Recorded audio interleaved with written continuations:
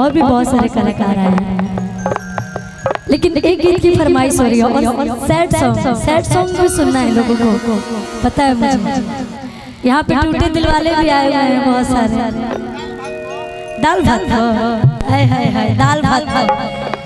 चलिए दाल भात से ही शुरू करते हैं, काहे कि देखिए हमारे यूट्यूबर भैया लोग की फरमाइशें पूरी हुई और जितने हमारे प्यारे प्यारे दर्शक आते हैं आप सबकी भी फरमाइशें पूरी, हमारे कुंदन भैया की भी फरमाइशें पूरी। लेकिन इतने देर से बजा रहे हमारे म्यूजिशियन वाले भैया, अगर उन लोग की ख्वाहिश है कि उनके मनपसंद का गीत सुना दे तो कोई बुराई नहीं।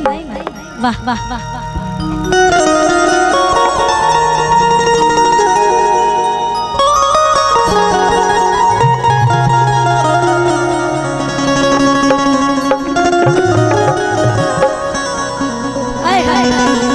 सही मायने में तो मुझे भी एक गीत बहुत पसंद है।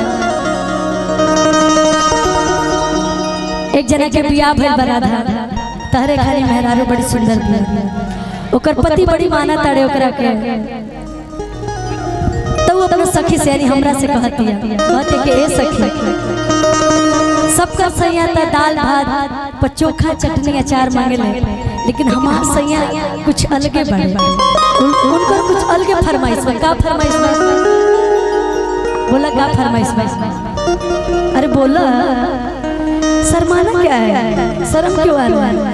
आप जो कलाकारी यहाँ पे पेश कर रही हैं, जिस गीत को आप जिस गीत के माध्यम से आप अपना परफॉर्म दे रही है, तो उस गीत में आपको आना पड़ेगा, तब तो मजा आएगा। सही बोल रही हो ना? अब का कि का कहता है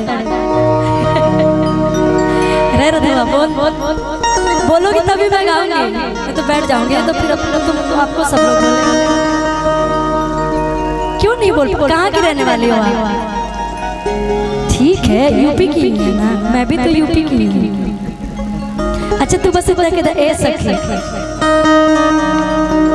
खत्म बड़ी छोड़ दे करके उन्हीं रात ने मत जा हम अकेले ही काफी बने जा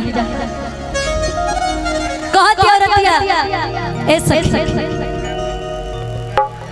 कि हमरा उठा के ललिया के चटनी अरे अचार जानेला कि हमर सैया मिलल दिलदार करे के अरे प्यार जानेला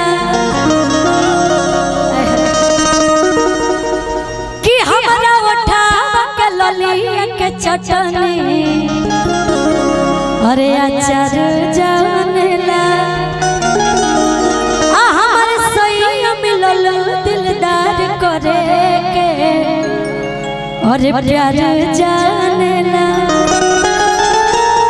कि सुती के सहजरिया नहीं आज नहीं हमें रात भर कि सुती के सहजरिया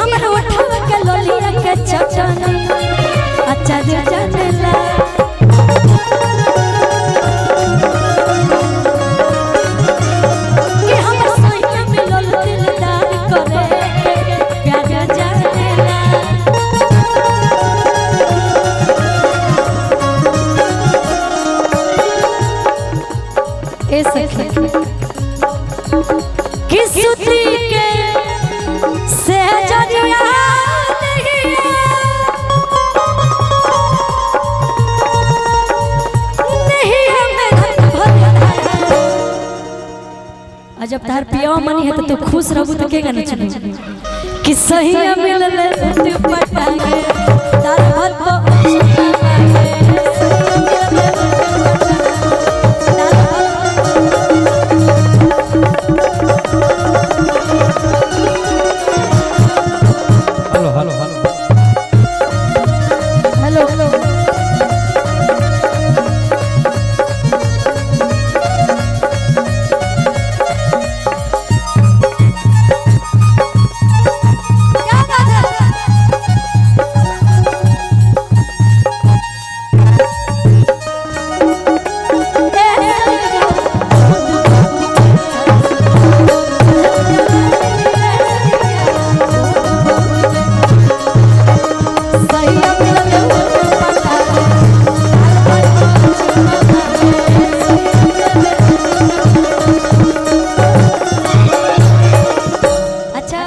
हमारे यूट्यूबर भैया लोग आप लोग दाल भात पे क्या खाना पसंद करते हैं?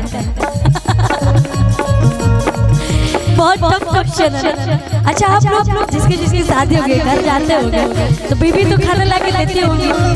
दाल भात में क्या खाना पसंद? चटनी की चोखा की अचार? ए रवि जी मैंने आपका शादी हुआ है, आप जब घर जाते तो क्या मिलता है? दाल भात। दाल भात आम भी खाया जाता है, लोग बहुत लोग खाते हैं, लेकिन कहा दिया क्या ना बताइए, बोलो मत बताओ कि डांटे लेना कब मारे लेना आय अपना से हमके बिसार लेना।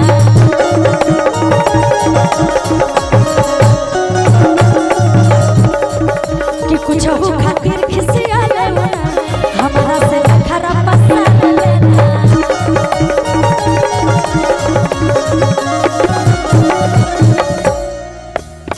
जो जितना ज्यादा हंसेगा मैं समझ जाऊंगी कि दाल भात में क्या खाना पसंद करते हैं आप लोग यूट्यूबर भैया। जितना ज्यादा आप लोग हंसेंगे। चोखा अच्छा पंकज भी आ गया। आप क्या मानते हैं बताइए? आप कोई बोल रहे हैं? पंकज भी आ गया कि डांटे लेना मारे लेना आय अपना से हमके बिसार लेना।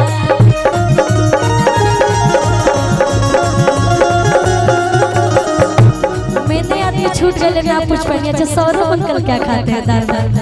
चटनी चोखा के अचार। आंटी बहुत अच्छे हैं, बहुत मानती हैं। कहत रे कि रहस लगवले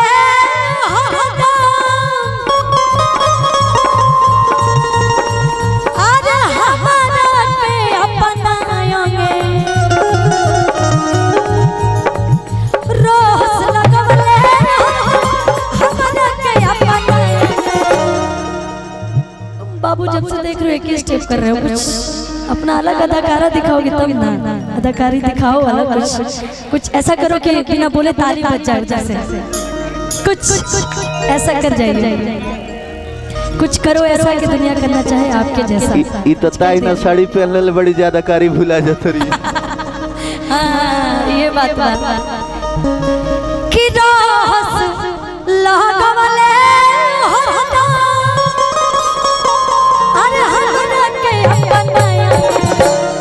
कि सैया मिलले उठ पटा दाल भात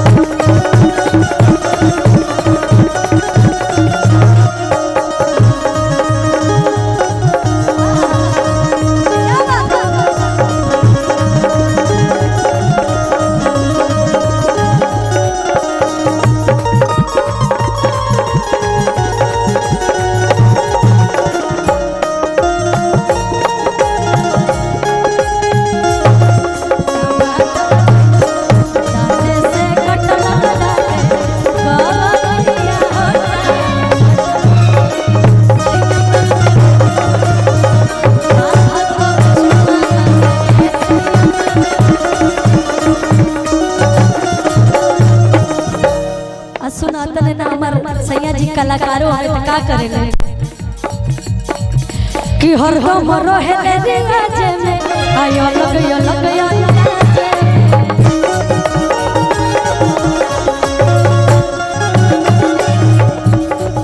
कि सादा के बाद रोज करेले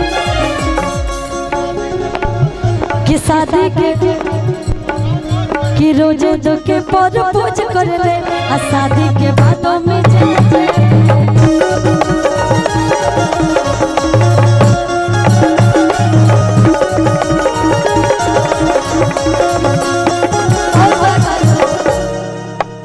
कि हम चल आज गोलू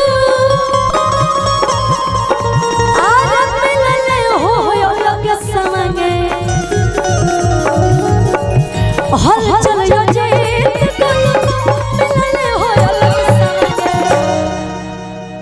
ए राधा कि सही मिलल दुपट्टा चुमा मांगे